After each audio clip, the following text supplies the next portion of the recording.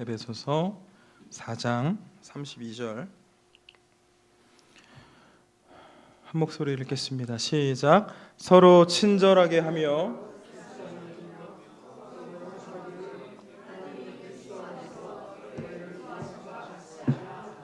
아멘.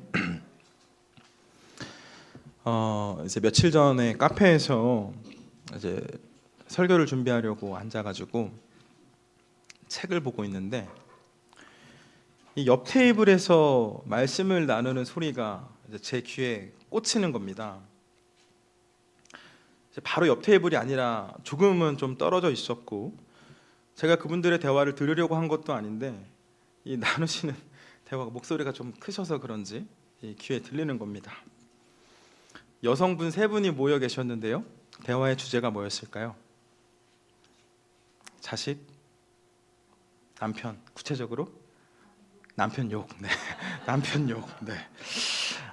우리 성도님들 3분이 앉아 계셨으면 뭐 세계 평화나 기아 대책에 관해서 좀 논의를 하셨을 텐데 그날 제 귀에 들린 소리는 남편의 아쉬운 모습들에 대한 그 이야기들이었습니다.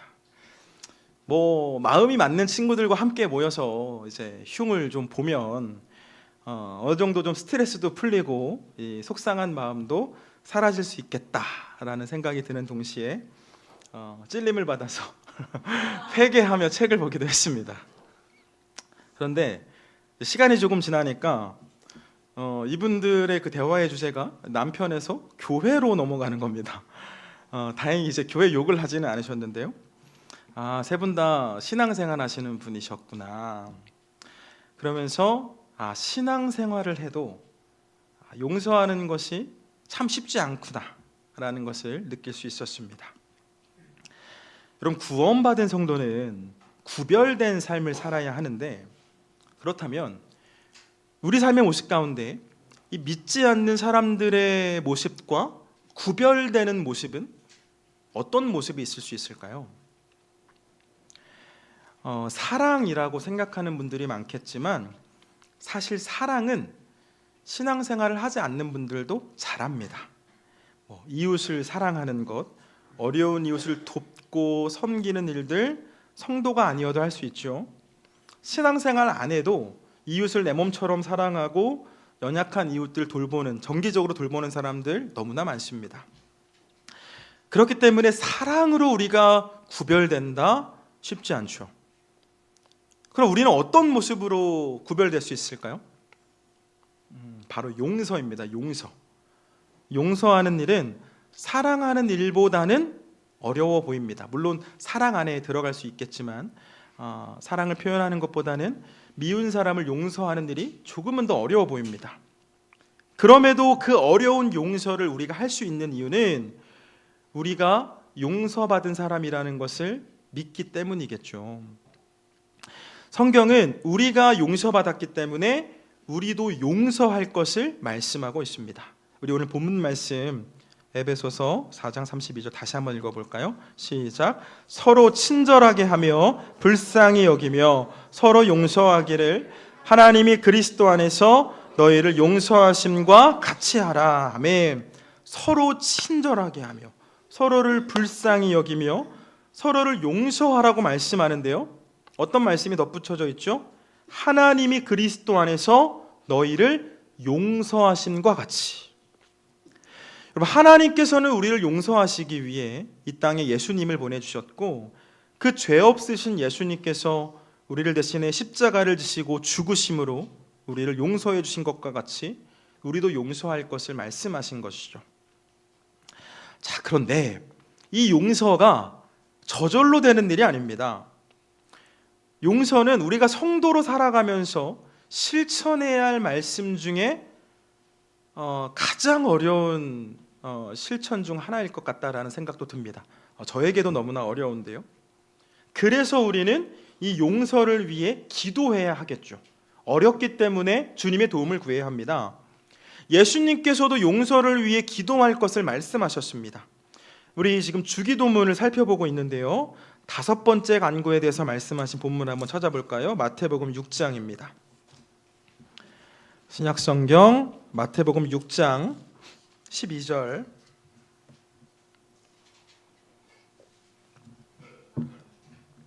마태복음 6장 12절 말씀 찾으셨나요? 같이 읽겠습니다. 시작. 우리가 우리에게 죄 지은 자를 사하여 준 것 같이 우리 죄를 사하여 주시옵고. 아멘. 예수님께서는 이 죄 용서, 죄 사함을 위해 간구할 것을 가르쳐 주셨습니다. 그러니까 저절로 되는 일이 아니니까, 우리가 마음만 먹으면 할 수 있는 일이 아니기 때문에 기도하라고 하시는 거죠. 자, 그래서 오늘은 우리가 왜 용서를 해야 하는지, 우리가 용서를 하면 우리 삶 가운데 어떤 열매가 맺히는지에 대한 말씀을 나누려고 합니다. 바라기는 용서를 통해 성도의 정체성을 드러내는 저와 여러분 되길 축복합니다. 자, 오늘의 요리문도 한번 보실까요? 같이 읽겠습니다. 시작. 다섯 번째 간구는 무엇입니까? 같이 읽습니다. 우리가 우리에게 죄 지은 자를 사하여 준 것 같이 우리 죄를 사하여 주시옵고입니다. 이는 그리스도의 피로 말미암아 비참한 죄인인 우리가 짓는 죄와 우리에게 만연한 악으로 인해 우리가 받아야 할 형벌을 우리에게 돌리지 말아달라는 간구입니다. 또한 우리가 우리 이웃을 마음 다해 용서하기로 작정하는 것이 우리 안에 임한 은혜의 증거로 드러나게 해달라는 간구입니다. 아멘. 여러분, 주님께서 가르쳐 주신 이 다섯 번째 간구인데요, 이 간구를 하나님, 내가 죄를 용서했으니 하나님도 내 죄를 용서해 주십시오와 같은 당당한 요구로 오해하시면 안 됩니다. 주님께서 이 말씀을 하신 것은 우리가 하나님께 용서를 구하기 이전에 내가 다른 사람을 먼저 용서할 것을 말씀하신 것이죠. 내게 잘못한 사람을 나는 용서하지 않으면서 하나님께 내 죄를 용서해 달라는 것은 맞지가 않으니 용서를 한 후에 용서를 구할 것을 가르쳐 주시는 겁니다. 여러분, 다른 사람의 잘못을 용서하지 않는 일은 때로 하나님 앞에 죄가 될 수 있습니다. 왜 용서를 못하죠? 결국 이 사람에 대한 어떤 그 앙심, 이 적개심 같은 것들 때문에 이 사람을 용서하지 못하는 건 아닙니까? 그런데 주님께서는 우리의 생각이나 감정 역시 하나님 앞에 죄가 될 수 있음을 말씀하셨죠. 그러니까 우리가 다른 사람에 대한 그 적개심을 이 마음에 가득 품고 하나님을 찾아가서 내 죄에 대한 용서를 구하는 것은 형식적인 기도가 될 수 있음을 말씀하신 겁니다. 뿐만 아니라 용서하지 않는 것 정도는 죄가 되지 않는다라는 생각, 그리고 이 생각은 결국 나는 죄인이 아니라는 생각까지도 발전할 수 있겠죠. 여러분, 우리가 주님께 용서를 구하기 위해서는 우리에게도 용서의 모습이 있어야 하지 않겠습니까? 나는 용서하지 않으면서 어떻게 용서를 바랄 수 있겠습니까? 이 마태복음 18장에 보면 용서할 줄 모르는 사람에 대한 그 예수님의 비유의 말씀이 나오는데요, 어느 날 한 임금이 자신에게 이 10,000달란트 빚진 사람을 이제 잡아옵니다. 데려와서 빚을 갚으라고 이야기하죠. 10,000달란트는 6,000데나리온인데요, 한 데나리온은 당시 노동자의 하루 품삯입니다. 그러니까 대충 한 10만 원 정도로 잡으면 10,000달란트는 6조 정도 되는 어마어마한 금액이죠. 그러니까 매우 큰 빚을 진 사람입니다. 임금은 이 사람이 지금 갚을 수 없다라는 것을 알죠. 그래서 이 사람 가족들까지 모두 다 종으로 팔아서 평생 일하게 하도록 그런 조치를 취하려고 하는데, 이때 이 10,000달란트 받은 종이 임금님께 엎드립니다. 임금님, 제가 죽을 죄를 지었습니다. 한 번만 용서해 주십시오. 한 번만 용서해 주시면 제가 이 은혜 잊지 않고 살겠습니다. 간절히 용서를 구합니다. 여러분, 6조 빚을 지고 용서해 달라는 것은 너무나 뻔뻔한 일 아닙니까? 근데 이 임금이 얼마나 자비로운지 이 사람을 딱하게 여겨서 용서를 해줍니다. 평생 일해도 갚을 수 없고 정말 나와 내 가족들이 노예처럼 일만 하다가 죽어야 할 인생이었지만 놀라운 은혜 안에서 자유를 얻었죠. 육조가 한순간에 탕감받았습니다. 근데 이후에 무슨 일이 일어나죠?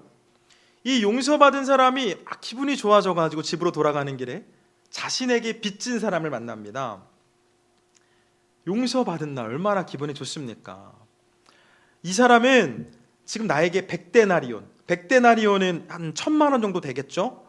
한 데나리온을 10만 원으로 하면 이 1000만 원 정도 빚진 사람이었는데, 물론 1000만 원도 적은 돈은 아니지만 지금 내가 6조 원을 탕감받고 오는 게 아닙니까? 내가 받은 은혜를 생각하면 나도 은혜를 베풀어야 되는데 이 사람이 어떻게 하죠?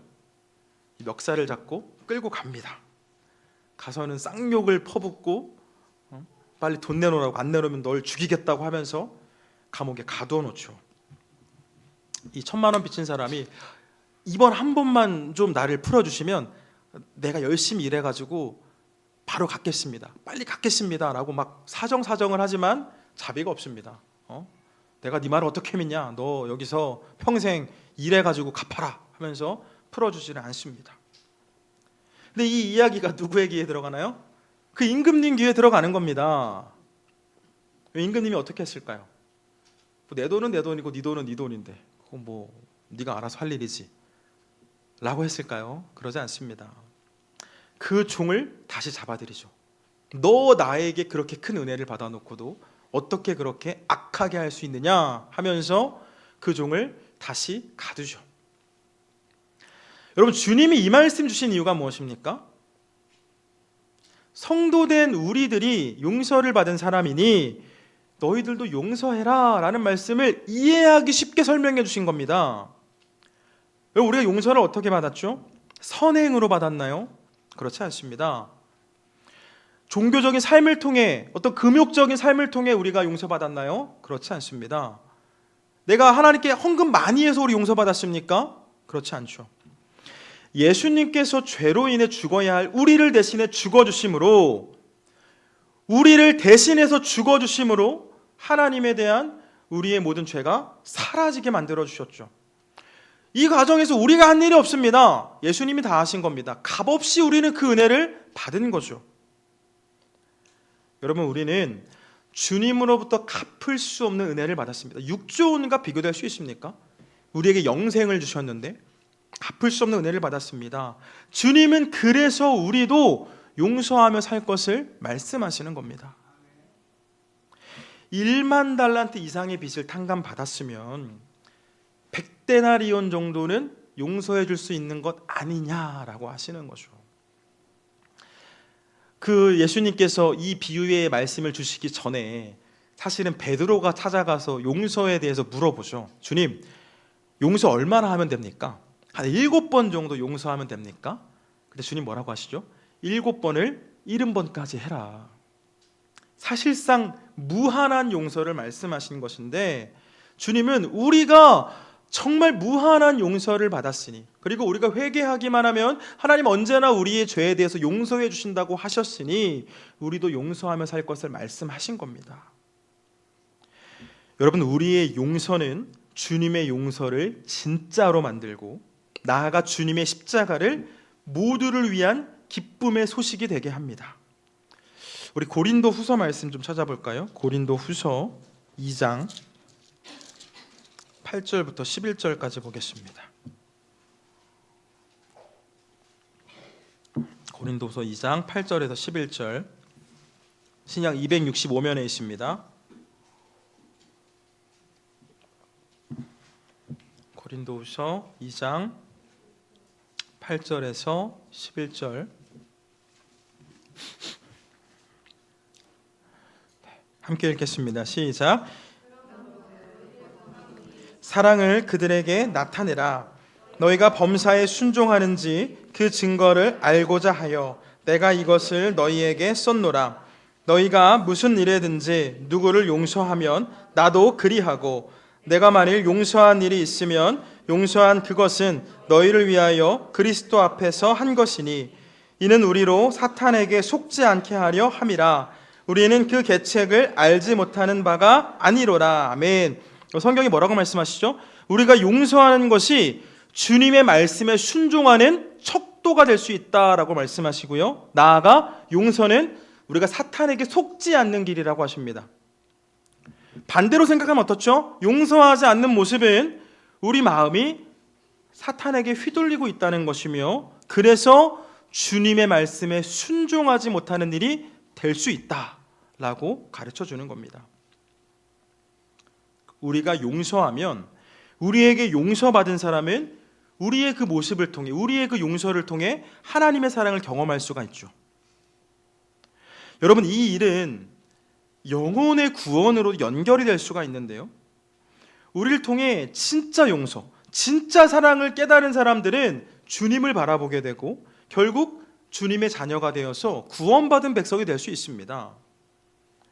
우리는 그저 용서하는 건데, 우리의 용서를 통해서 주님을 만나게 되는 역사가 일어날 수 있다라는 거죠.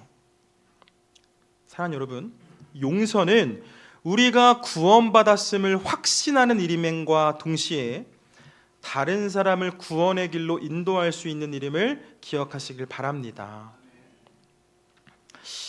안타까운 것은 교회 안에도, 그리고 성도들의 삶에도 용서 없는 모습을 볼 때가 많습니다.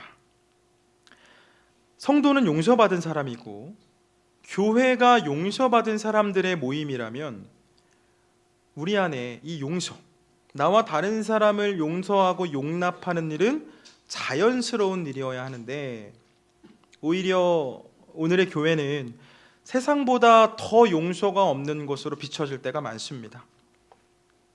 다른 사람을, 다른 공동체를 정죄하는 일에 거리낌이 없죠. 무엇보다 내가 하지 않는 일에 대한 그 죄를 짓는 모습을 보면서 정죄할 때 너무나 많습니다. 나는 정죄하는 것이 아니라 신앙의 기준을 제시하는 것처럼 보이지만 여러분, 사랑 없는 판단의 모습일 때가 있죠. 우리 몇 가지 예를 좀 들어볼까요? 예배 참석을 기준으로 다른 사람을 정죄합니다. 나는 평일 예배를 다 나오는데, 나는 새벽에도 나오고 수요 예배도 나오는데 저 사람은 주일 예배만 드려. 주일 예배만 드려서 믿음을 지킬 수 있겠어? 봉사나 섬김으로 판단하기도 합니다. 나는 교회에서 이렇게 헌신하는데 저 사람은 저 어쩌다 한 번 하는 저 행사도 한 번을 안 돕네. 저런 사람이 어떻게 직분자야? 헌금 생활로 정죄할 수도 있죠. 저 사람은 돈이 있어도 하나님 앞에 인색해. 여러분, 우리 교회 공동체 안에, 교회 공동체 안에 이러한 정죄 말들이 얼마나 가득합니까? 교회 올 때 저런 옷을 입고 와? 술, 담배를 아직도 안 끊었어? 아니, 자녀가 저 예배를 안 드려도 내버려둬? 애들을 어떻게 저렇게 키워? 또 직분이 있는 사람들에 대해서는 더 높은 신앙의 기준을 제시하기도 하죠. 나는 그럴 수 있지만 어떻게 목사가 그래? 나는 그럴 수 있는데 어떻게 장로가 그래? 여러분, 제가 말씀으로 드린 이 예시의 잘못들이 잘못이 아니라는 게 아닙니다. 문제는 나에게도 허물이 있음에도, 내게도 여전히 죄가 있음에도 나에게 없는 죄의 모습을 보면서 돌을 던지기를 원하는 연약한 모습이 있다는 겁니다. 그 사람들이 간음하다가 현장에서 붙잡혀온 그 여인에게 돌을 던지려고 할 때 예수님께서 죄 없는 사람은 돌을 던지라 라고 말씀하시자 어떤 일이 일어났습니까? 사람들이 그 돌들을 다 내려놓고 집으로 돌아갔죠. 간음이라는 죄를 짓지는 않았지만 나에게는 또 다른 죄가 있음을 깨달았기 때문입니다. 여러분, 혹시 내가 나에게 없는 죄에 대해서 마음으로 돌을 던지고 있지는 않았는지, 입술로 돌을 던지고 있지는 않았는지 돌아봐야 합니다. 누군가의 눈에는 나에게도 연약한 모습이 있을 수 있고요, 나뿐만 아니라 내 눈에 연약한 그 누군가를 위해서도 우리 예수님께서는 십자가를 지셨기 때문입니다. 한 가지 더 기억하실 것은 우리 공동체 안에 믿음이 연약한 성도가 믿음이 성장하도록 돕고 또 그 고쳐야 할 삶의 모습들, 신앙의 선배로서 바로잡아야 할 모습들이 분명히 필요하겠지만 사랑 없는 권면은 결코 사람을 변화시킬 수 없습니다. 권면 이전에 사랑이 먼저이고 권면 이전에 용서가 먼저입니다. 이것이 주님의 방법이었고 주님의 가르침이었습니다. 주님 언제나 먼저 구원하신 후에 구원받은 성도의 삶을 가르쳐 주셨죠. 사랑이 먼저이고 용서가 먼저입니다. 말씀을 정리합니다. 구원을 받았음에도 끊임없이 죄를 반복하는 우리는 날마다 주님 앞에 회개해야 하는데 우리 삶에 용서 없이 어떻게 우리가 주님께 용서를 구할 수 있겠습니까? 우리가 용서하는 삶을 살면서 주님으로부터 용서를 구할 때 우리의 그 회개 기도가 형식적인 기도가 아니라 참된 기도가 될 수 있겠죠. 사랑하는 여러분, 용서하며 사시길 바랍니다. 남편 용서하시고 아내 용서하시고 자녀들 용서하시고 부모님 용서하시고 우리 교우들 용서하시고 목사도 용서해 주시고 이웃도 용서하시고 그렇게 우리 용서하는 삶을 통해서 주님의 사랑을 증거하는 저와 여러분 되길 주님의 이름으로 축원을 드립니다.